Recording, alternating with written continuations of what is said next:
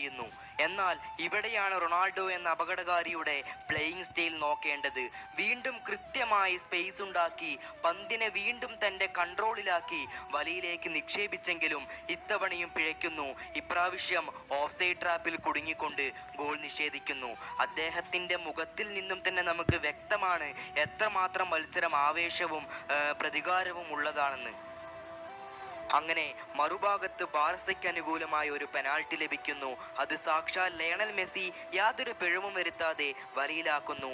And it's 1-1. ആ score line അധിക നേരത്തേക്കൊന്നും നിലകൊള്ളുന്നില്ല. മത്സരത്തിന്റെ 79-ാം മിനിറ്റിൽ റയലിന്റെ ഒരു മുന്നേറ്റം വരുന്നു. റൊണോയിൽ നിന്നും ഇസ്കോയിലേക്ക്, വീണ്ടും ഇസ്കോ ടു റൊണാൾഡോ. അതിവേഗത്തിൽ ഒരു കൗണ്ടറുമായ റൊണാൾഡോ.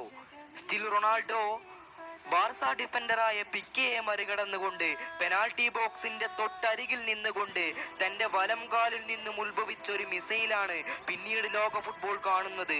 ബാർസയുടെ വലകേറും വിധത്തിലുള്ള ഒരു ബുള്ളറ്റ് വന്ന് പതിച്ചത് ഏകദേശം 89,000-ൽ പരം കാണികളുള്ള ക്യാമ്പ് നൗ സ്റ്റേഡിയത്തിൽ തിങ്ങിക്കൂടിയ ബാർസ ആരാധകരുടെ ഹൃദയത്തിലേക്കായിരുന്നു. എല്ലാത്തിനുമുപരി പിന്നീടുള്ള കാഴ്ചയ്ക്കാണ് ക്യാമ്പ് നൗ സ്റ്റേഡിയം ആകെ വിറച്ചു പോയത്. ഏതാണ്ട് സിനിമയിലൊക്കെ കാണുന്നത് പോലെയുള്ള പ്രതികാരം. അന്ന് സാന്റിയാഗോ ബെർണാബ്യൂവിൽ മെസ്സിയുടെ സെലിബ്രേഷന് മുന്നിൽ അടിയറവ് പറഞ്ഞ അതേ ആരാധകർ തന്നെ ഇന്ന് നൃത്തമാടിടുന്ന കാഴ്ച. കാരണം അവരുടെ പ്രതികാരം അവിടെ പൂർണ്ണമാവുകയാണ്.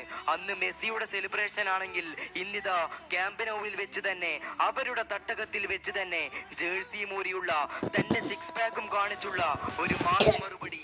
അതെ, മിഷൻ കംപ്ലീറ്റ്.